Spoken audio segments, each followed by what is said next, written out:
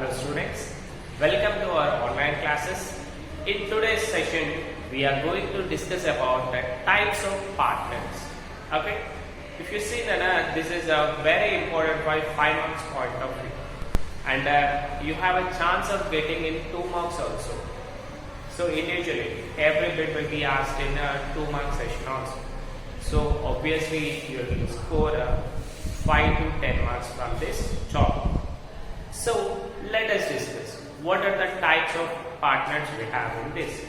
So if you see the first one, based upon the extent of participation. Okay, so the first one is active partner.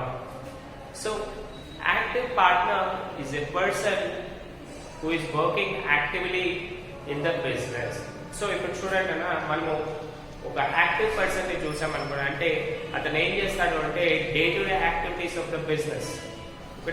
So ప్రతిరోజు ఆ business tasks ఏవైతే ఉంటాయో వాటన్నిట్లలో కూడా active role ని play చేసే person నే మనము యాక్టివ్ పార్ట్నర్ అని పిలుస్తాం. So he might act as an manager, organiser, adviser and controller of all the activities of the business. ఇప్పుడు చూడండి, మీరు ఏదైనా బిజినెస్ చూసారనుకోండి, ఒక 5-10 మెంబర్స్ ఉన్నారనుకోండి, only 1 person or 2 persons will be acting daily, means working daily in the business. అంటే ఒక shop ఉందనుకోండి, 10 friends కలిసి ఒక బిజినెస్ స్టార్ట్ చేశారు. ఓకే, బట్ ఆ 10 మెంబర్స్ ప్రతిరోజు బిజినెస్ కి రాకపోవచ్చు, బట్ అందులో మాత్రం కంపల్సరీ 1 or 2 people మాత్రం కంపల్సరీ డైలీ బిజినెస్ స్టార్ట్ చేస్తారు. అండ్ అంటే బిజినెస్ ఎలా రన్ అవుతుంది అవన్నీ కూడా డే టు డే యాక్టివిటీస్ చూస్తూ ఉంటారు. సో అలా యాక్టివ్ రోల్ ప్లే చేసే వాళ్ళనే మనం ఏమంటున్నాము, యాక్టివ్ పార్ట్నర్ అని పిలుస్తుంది. ఓకేనా, నా will go with the sleeping partner. Already ఇందులోనే ఉంది స్లీపింగ్ పర్సన్. స్లీపింగ్ అంటే he won't do any type of work. And ఇతన్ని మనము సింపుల్ గా డార్మెంట్ పార్ట్నర్ అని కూడా అనొచ్చు. Dormant partner or sleeping partner. So ఈ స్లీపింగ్ పార్ట్నర్ ఏదైతే ఉందోనా, he won't do any activity in the business. Just he will introduce the capital. డబ్బులు ఇన్వెస్ట్ చేస్తాడు అండ్ అతని వర్క్ అతను చూసుకుంటాడు. ఓకేనా, సో ఇప్పుడు చెప్పాను కదా 10 పార్ట్నర్స్ అన్నాము, అందులో ఓన్లీ 2 people వస్తారు. అంటే మిగతా 8 people ఏం చేస్తున్నారన్నా, they are doing their own jobs కదా. సో వాళ్ళనే మనము స్లీపింగ్ పార్ట్నర్స్ అని పిలుస్తాం. సో ఈ స్లీపింగ్ పార్ట్నర్స్ ఏంటంటే just they simply invest the money and they share the profit and losses of the business.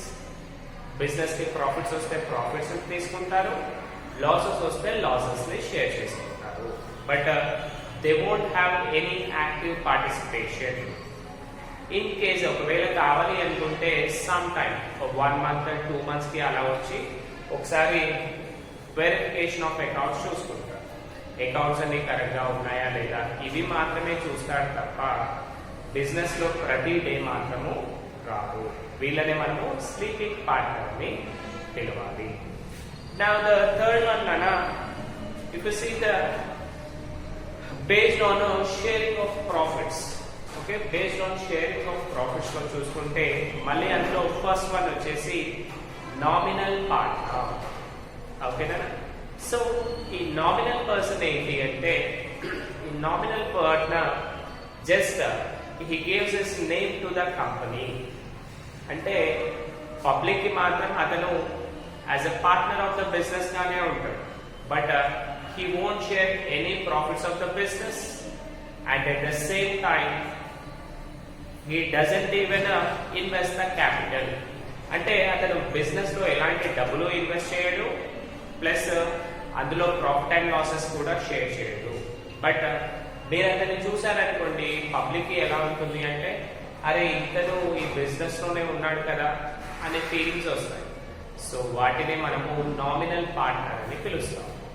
For example మన సెలబ్రిటీస్ చూసామనుకోండి, సమ్ యాప్స్ కి advertise చేస్తూ ఉంటారు కదా. మనం ఏం చేస్తాం కదా, కంపెనీ బ్రాండ్ ఎలా ఉంది కూడా చూడం సమ్ టైమ్స్.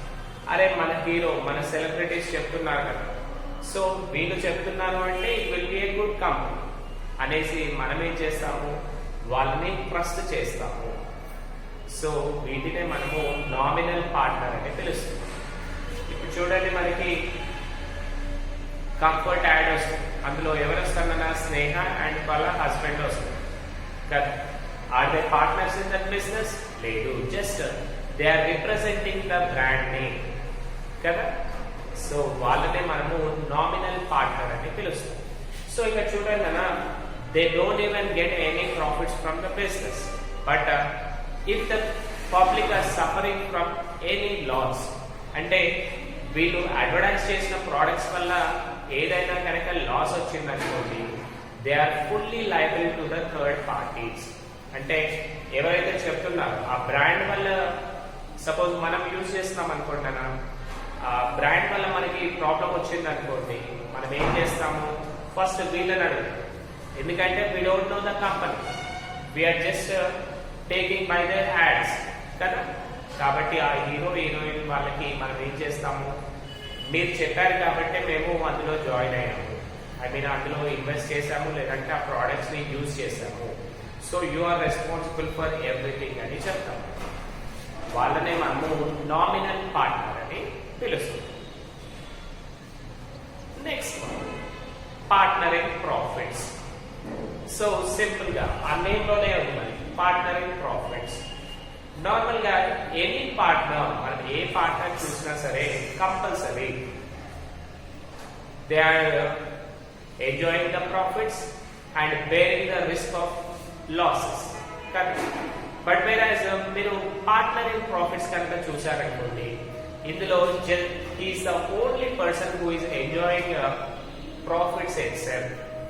కంపెనీకి లాసెస్ వచ్చాయనుకోండి, he no need to give anything, ఓకేనా. ప్రాఫిట్స్ వస్తే మాత్రం is ready to take the profits. General గా మైనర్స్ అంటే తెలుసు కదా, who don't have 18 years of age, 18 years below వాళ్ళని మనం మైనర్స్ అని పిలుస్తాము.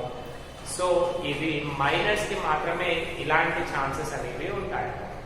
సో మైనర్స్ ఎలాగా అంటే, సపోజ్ మీరు చూడండి, ఒక మంచి బిజినెస్ మ్యాన్ బాబు కావచ్చు, వాళ్ళ పిల్లలు అనుకుంటున్నా.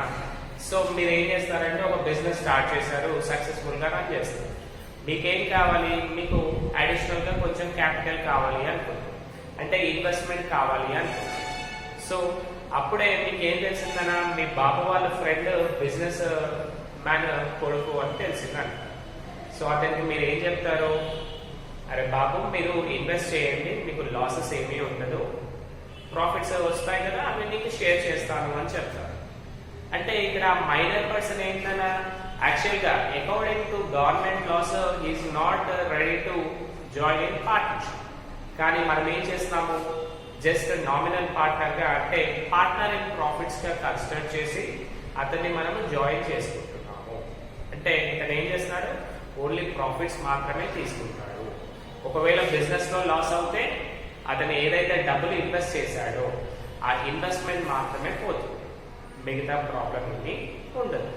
అదే నార్మల్ పార్ట్నర్ అనుకోండి, వాళ్ళకి ఏంటి, టోటల్ వాళ్ళ పర్సనల్ అసెట్స్ కూడా తీసేయాల్సి వస్తుంది. నా ద థర్డ్ వన్ అన్నా, based on liability. So based on the liability అంటే అప్పులు ఉంటాయి కదా. So based on this liability again partners are categorized into two types. The first one is limited partner. So limited partner అంటే ఏంటంటే, ఇది usual గా ఎక్కడ ఉంది అంటే యూరోపియన్ కంట్రీస్ అండ్ యుఎస్ఏ లో చాలా ట్రెండింగ్ ఉందన్న.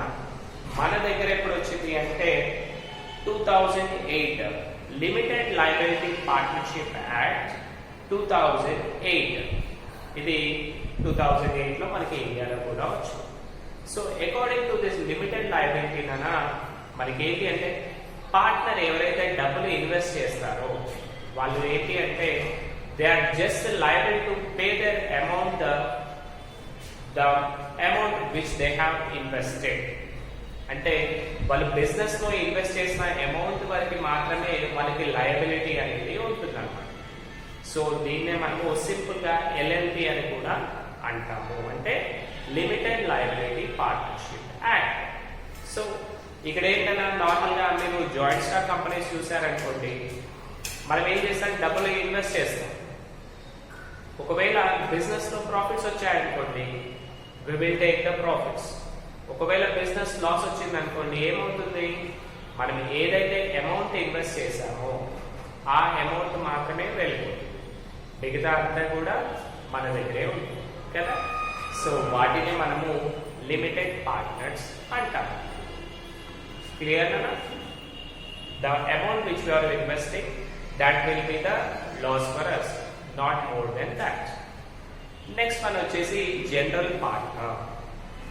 సో ఎవరైతే నార్మల్ పార్ట్నర్స్, జనరల్ పార్ట్నర్స్ లో కనుక చూసుకుంటే మనకి they are liable for everything. ఎవరికైతే అన్లిమిటెడ్ లయబిలిటీ ఉంటుందో వాళ్ళనే మనము జనరల్ పార్ట్నర్స్ అని పిలుస్తాము. సో ఈ జనరల్ పార్ట్నర్స్ వల్ల మనకి ప్రాఫిట్స్ ఏదైనా చేస్తారు, at the same time if they are getting any losses from the business, they are ready to bear all those things. ఒకవేళ మీకు లయబిలిటీ అనేది అన్లిమిటెడ్ గా వచ్చింది అనుకోండి, they will bear that amount also. అంటే ఇప్పుడు చూడండి, మీరు 10 lakhs ఇన్వెస్ట్ చేశారు, మీకు 15 lakhs లాస్ వచ్చింది.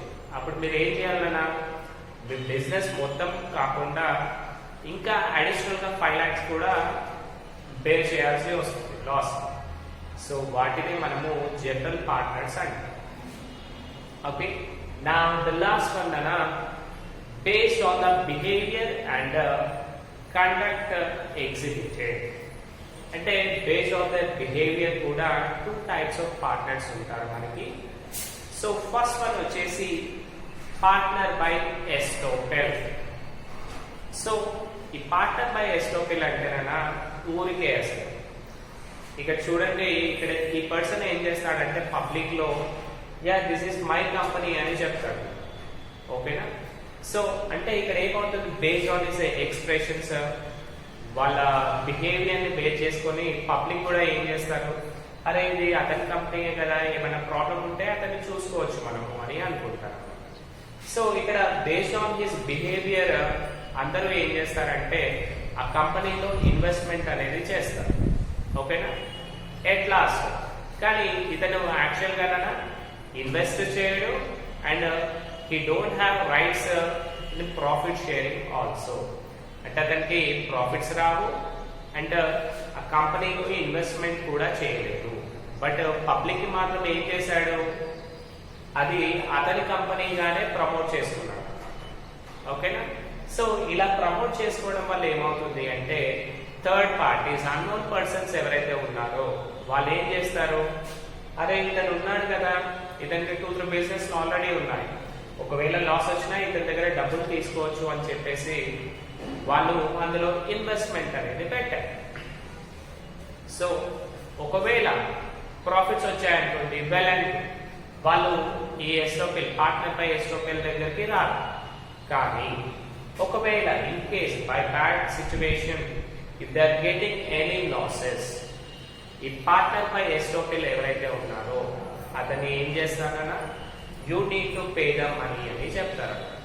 బికాస్ ఇతనే కదా ఏం చెప్పాడు అంటే, దాంట్లో వెళ్తుంటే మనకి కామెడియన్స్ కూడా అంటారు అది మనదే అని చెప్తా ఉంటారు కదా.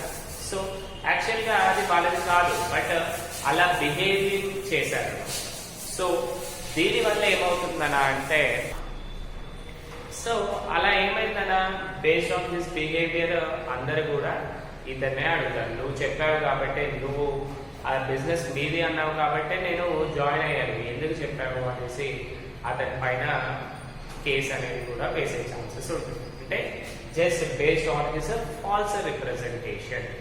ఓకేనా? అండ్ ద లాస్ట్ పాయింట్ అనా, partner by holding out. Partner by holding out అంటే ఏంటి అంటే, ఇప్పుడు చూడండి, మీరు ఒక 3 people ఉన్నారు, ఒక పర్సన్ ని ఏం చేశారంటే, ఆ ఇన్వెస్టర్ ఎవరైతే ఉన్నారో అతను ఏం చేశాడు, సమ్ ఎక్స్పర్ట్స్ అన్ని అతను మా బిజినెస్ లోనే ఉన్నాడు, హీఈస్ అవర్ మెంబర్ అని చెప్పాడు. ఓకేనా?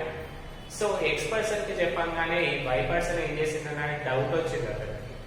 ఎందుకంటే ప్రీవియస్ దాంట్లో పార్ట్నర్ పై ఎస్ఓపిలో మోసపోయాం కదా మనం, రైట్. సో ఈ సిచ్యువేషన్ లో ఏమైంది అంటే ఆ పార్ట్నర్ పై ఆ ఎక్స్ వై పర్సన్ వచ్చేసి అడిగాడు, సార్ నిజంగా మీరు ఇందులో బిజినెస్ లో జాయిన్ అయ్యారా, అసలు మీరు బిజినెస్ చేస్తున్నారా ఇందులో అని చెప్పారు. యాక్చువల్ గా అతను ఏంటన్నా యాక్చువల్ గా ఏమైనా ఇన్వెస్ట్ చేశాడా? లేదు. He not invested in the business and he don't share any profit and losses of the business. అయితే ఇతను కూడా ఏం చేయాలన్నా, లేదు నేను అందులో బిజినెస్ లో జాయిన్ కాలేదు అని చెప్తే సరిపోయేది కదా. కానీ ఇతను ఏం చేస్తాడు అంటే నేను తర్వాత చెప్తానులే అంటే ఈ హోల్డెడ్ అంటే చూసుకుందాంలే తర్వాత చెప్తానులే అన్నట్టు ఆపేశాడు. అంటే ఇప్పుడు చూడండి, మౌనం అంగీకారం అంటారు కదా. So if you are silent it is a sign of acceptance కదా. ఆ ప్రిన్సిపల్ ని బేస్ చేసుకొని ఈ పర్సన్ ఏం చేశాడు, అందులో డబ్బుల్ని ఇన్వెస్ట్ చేశాడు. అంటే ఇతను డెసిషన్ చెప్పలేదు, అంటే ఈ హోల్డెడ్ కొంతసేపు వెయిట్ చేయండి నేను చెప్తాను, 2 days ఆగండి 3 days ఆగండి అని అలా చెప్పుకుంటూ వెళ్ళాడు. సో దీనివల్ల ఏమైందన్న అంటే మనకి ఆ పర్సన్ యాక్చువల్గా పార్ట్నరే కాదు, చెప్పేస్తే అయిపోయేదానికి చెప్పలేదు కాబట్టి అతన్ని మనము పార్ట్నర్ బై హోల్డింగ్ అవుట్ అని అంటాం. ఓకేనా? సో దీనివల్ల ఏమైందన్న, ఒకవేళ బిజినెస్ కి ప్రాఫిట్స్ వచ్చాయనుకోండి హ్యాపీ, ఒకవేళ కనుక లాసెస్ వచ్చాయనుకోండి ఆ థర్డ్ పర్సన్ ఏం చేస్తాడు అంటే ఈ పార్ట్నర్ బై హోల్డింగ్ అవుట్ ఎవరైతే డెసిషన్ తీసుకున్నా కానీ అతను చెప్పలేదు అతని పైన డబ్బులు అడుగుతాడు. నేను ఈ బిజినెస్ లో లాస్ అయ్యాను, అది మీరే పే చేయాలి అని చెప్తాడు.